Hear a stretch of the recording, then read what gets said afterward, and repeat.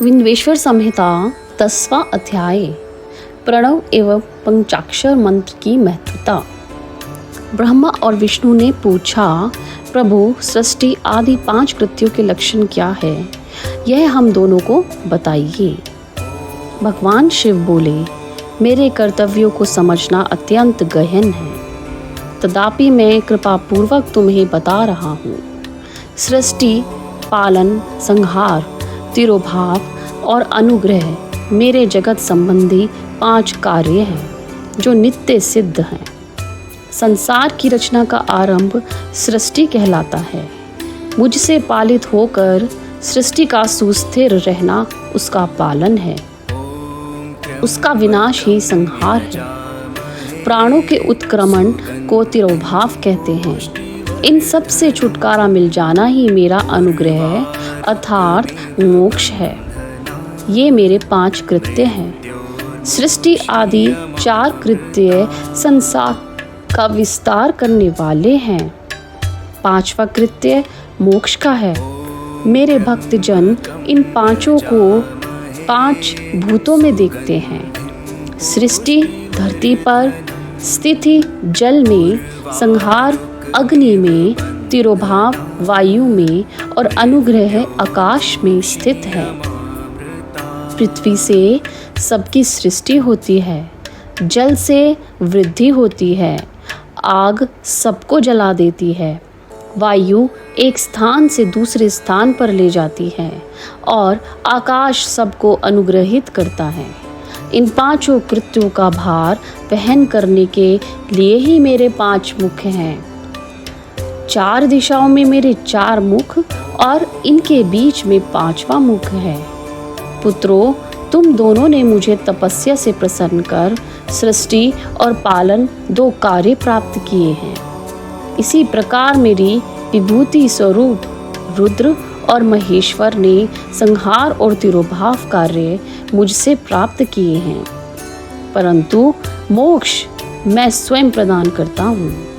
मैंने पूर्व काल में अपने स्वरूपभूत मंत्र का उपदेश किया है, जो ओमकार रूप में प्रसिद्ध है। यह मंगलकारी मंत्र है। सर्वप्रथम मेरे मुख से ओमकार ओम प्रकट हुआ, जो मेरे स्वरूप का बोध कराता है। इसका स्मरण निरंतर करने से मेरा ही सदा स्मरण होता है। मेरे उत्तरवर्ती मुख से आकार का, पश्चिम मुख से उकार का, दक्षिण मुख से मकार का, पूर्ववर्ती मुख से बिंदु का तथा मध्यवर्ती मुख से नाद का प्रकटीकरण हुआ। इस प्रकार इन 5 अवयवों से ओमकार का विस्तार हुआ है। इन 5 अवयवों के एकाकार होने पर प्रणव ओम नामक अक्षर उत्पन्न हुआ। जगत में उत्पन्न सभी स्त्री पुरुष इस प्रणव मंत्र में व्याप्त हैं। यह मंत्र शिव शक्ति दोनों का बोधक है। इसी से पंचाक्षर मंत्र ओम नमः शिवाय की उत्पत्ति हुई है। यह मेरे साकार रूप का बोधक है। इस पंचाक्षर मंत्र से मात्र का वर्ण प्रकट हुए, जो 5 भेद वाले हैं। इसी से शिरोमंत्र सहित त्रिपदा गायत्री का प्राकट्य हुआ है। इस गायत्री से संपूर्ण वेद प्रकट हुए और उन वेदों से करोड़ों मंत्र निकले हैं। उन मंत्रों से विभिन्न कार्यों की सिद्धि होती है। इस पंचाक्षर प्रणव मंत्र से सभी मनोरथ पूर्ण होते हैं। इस मंत्र से भोग और मोक्ष दोनों प्राप्त होते हैं। नंदिकेश्वर कहते हैं, जगदम्बा उमा गौरी पार्वती के साथ बैठे महादेव ने उत्तरवर्ती मुख बैठे ब्रह्मा और विष्णु को पर्दा करने वाले वस्त्र से आच्छादित कर उनके मस्तक पर अपना हाथ रख कर धीरे धीरे उच्चारण कर उन्हें उत्तम मंत्र का उपदेश दिया। 3 बार मंत्र का उच्चारण रख कर धीरे धीरे उच्चारण कर उन्हें उत्तम मंत्र का उपदेश दिया। भगवान शिव ने उन्हें शिष्यों के रूप में दीक्षा दी। गुरु दक्षिणा के रूप में दोनों ने अपने आप को ही समर्पित कर दिया। जगत गुरु शिव की इस प्रकार स्तुति करने लगे। ब्रह्मा विष्णु बोले, प्रभु आपको नमस्कार है।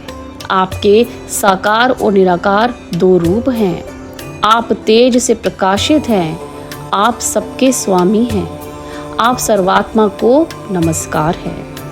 आप प्रणव मंत्र के बताने वाले हैं तथा आप ही प्रणव लिंग वाले हैं। सृष्टि, पालन, संहार, तिरोभाव और अनुग्रह आदि आपके ही कार्य हैं। आपके 5 मुख हैं। आप ही परमेश्वर हैं। आप सबकी आत्मा हैं, ब्रह्मा हैं। आपके गुण और शक्तियाँ अनंत हैं। हम आपको नमस्कार करते हैं। इन पंक्तियों से स्तुति करते हुए महेश्वर को प्रसन्न कर ब्रह्मा और विष्णु ने उनके चरणों में प्रणाम किया। महेश्वर बोले, आर्द्र नक्षत्र में चतुर्दशी को यदि इस प्रणव मंत्र का जप किया जाए तो यह अक्षय फल देने वाला है। सूर्य की संक्रांति में महाआद्रा नक्षत्र में एक बार किया प्रणव जप करोड़ों गुना जप का फल देता है। मार्गशीर्ष नक्षत्र का अंतिम भाग तथा पुनर्वसु का शुरू का भाग पूजा, होम और तर्पण के लिए सदा आद्र के समान ही है। मेरे लिंग का दर्शन मात्र काल अर्थात मध्याह्न से पूर्व काल में करना चाहिए। मेरे दर्शन पूजन के लिए चतुर्दशी तिथि उत्तम है। पूजा करने वालों के लिए मेरी मूर्ति और लिंग दोनों समान हैं। फिर भी मूर्ति की अपेक्षा लिंग का स्थान ऊंचा है। इसलिए मनुष्य को शिवलिंग का ही पूजन करना चाहिए। लिंग का ओम मंत्र से और मूर्ति का पंचाक्षर मंत्र से पूजन करना चाहिए।